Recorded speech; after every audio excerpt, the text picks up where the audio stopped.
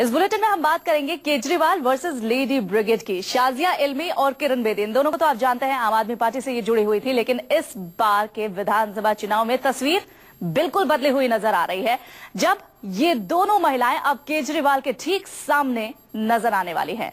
दिल्ली चुनावों से पहले सियासी सरगर्मी काफी तेज हो गई है। आज शाजिया इल्मी के बीजेपी में शामिल होने की खबर है। दोपहर 3 बजे बीजेपी एक प्रेस कॉन्फ्रेंस करेगी, जिसमें शाजिया इल्मी यहां पर शामिल हो सकते हैं और इस बात का औपचारिक ऐलान भी किया जाएगा।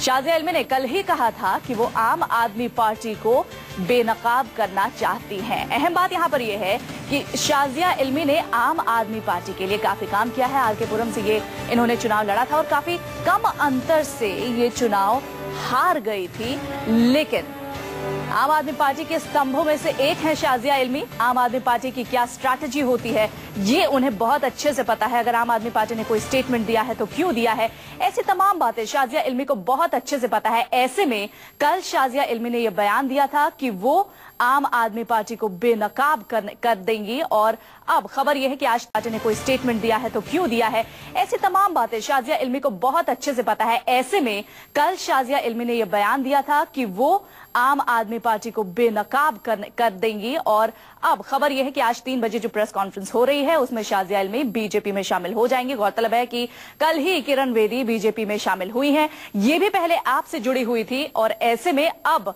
इन दोनों के बीजेपी में शामिल होने के बाद केजरीवाल की मुश्किलें कहीं ना कहीं बढ़ भी सकती है, क्योंकि शाजिया इल्मी काफी अग्रेसिव यहां पर केजरीवाल के खिलाफ, आम आदमी पार्टी के खिलाफ नजर आ रही है। उन्होंने साफ तौर से कहा है कि वो आम आदमी पार्टी का भंडा फोड़ करेंगी, उन्हें एक्सपोज करेंगी। तो केजरीवाल के बागियों के भरोसे अब बीजेपी है। आपको बता दें शाजिया इल्मी पत्रकार रह चुकी हैं और उसके बाद वो अन्ना के साथ जन लोकपाल के आंदोलन में कूद पड़ी थी। फिर केजरीवाल के साथ उन्होंने आम आदमी पार्टी बनाई। दिल्ली चुनावों में वो आरके पुरम से चुनाव लड़ी, जहां वो मामूली अंतर से हारी। बाद में उनके केजरीवाल से मतभेद भी हुए और इसकी काफी सुर्खियां भी बनी थी। बीजेपी में उनके आने की चर्चा पिछले काफी समय से चल रही है। बताया जाता है कि वो आरके पुरम से लड़ना चाहती हैं, लेकिन वहां बीजेपी का सिटिंग विधायक है।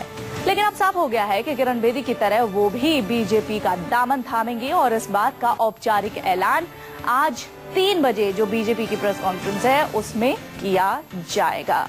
कौन है शाजिया इल्मी, हम आपको बता रहे हैं। शाजिया इल्मी जो कि पत्रकार थी, उसके बाद अन्ना के आंदोलन से, वो जन लोकपाल से जुड़ा जो आंदोलन हुआ था उसमें वो जुड़ी थी, और उसके बाद अरविंद केजरीवाल के साथ मिलकर आम आदमी पार्टी का गठन, और आम आदमी पार्टी की तरफ से दिल्ली के विधानसभा चुनाव में आरके पुरम सीट से वो लड़ी थी, और मामूली अंतर से उन्हें हार का मुंह देखना पड़ा था। और उसके बाद केजरीवाल से उनकी लड़ाई ने काफी सुर्खियां बटोरी थी, और अब वो बीजेपी में शामिल हो रही हैं।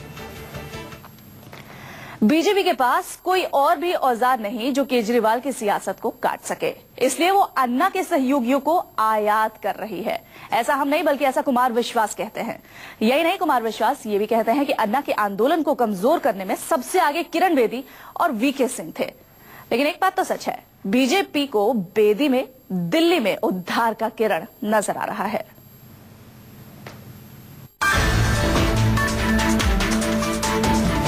दिल्ली की सियासत में इन 3 देवियों को देखिए। दस्तूर बदलने निकली है, सियासत का चेहरा बदलने निकली है, केजरीवाल को ढकने निकली है बीजेपी के नाम के लिहाफ को ओढ़कर। पता नहीं केजरीवाल के खिलाफ भारतीय जनता पार्टी को कोई क्यों नहीं मिल रहा, इसलिए उसी चेहरे के नाम पर वोट मांगना चाहती है जो केजरीवाल के साथ एक आईने में अपनी शक्ल देखा करते थे।